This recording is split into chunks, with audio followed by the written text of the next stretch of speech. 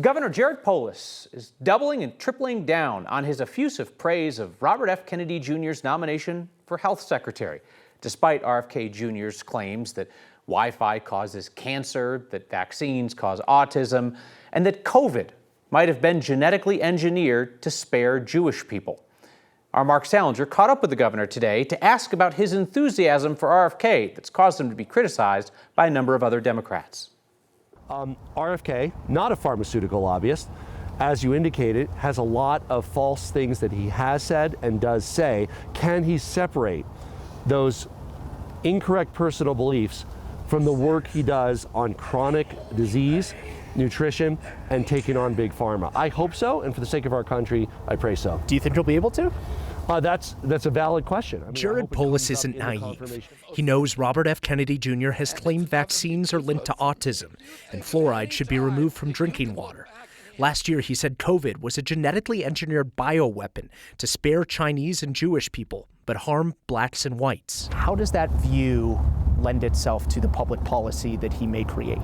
Those are both false, and it's important to say that, first of all. Yet the governor wants to push past that, hoping RFK can fulfill his promises to make America healthy again. Would you use this agency or your position to further your personal beliefs, or will you use it for what he said he would use it for? While Polis has championed RFK as someone who would focus on health and wellness, his party doesn't really see it that way.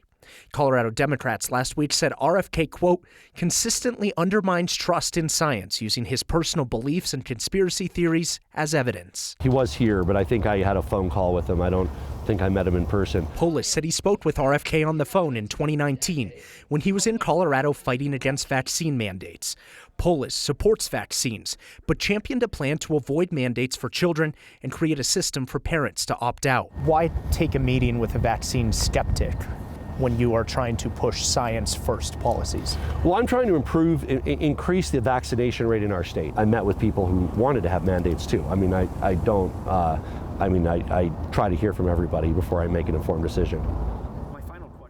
The governor told me today that Colorado has an application in with the FDA to import prescription drugs from Canada. It's been sitting at the FDA for a year now and hasn't been approved.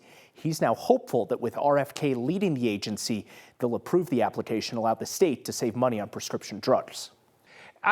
I really appreciate the fact that, one, the governor is willing to sit down and talk to you at length, and two, the questions you asked him, because a lot of this doesn't lend itself to conversations on Twitter. Actually, come to think of it, Twitter doesn't lend itself to any productive conversations. But when this came out, it was just kind of like, is Polis just saying, like, hey, I'll work with the guy, right? Like, that's a good spirit. Or is Polis saying, I really, really love this guy? Because you read the tweets and you get the idea that he really, really loves RFK. Yeah, and he's also walking a bit of a fine line, because you have the quote-unquote bizarre things that Polis agrees are bizarre, those personal opinions that RFK is sharing. But then on the other side of the coin, you have what Polis actually wants RFK to do, things like going out and approving that FDA application to bring drugs in from Canada.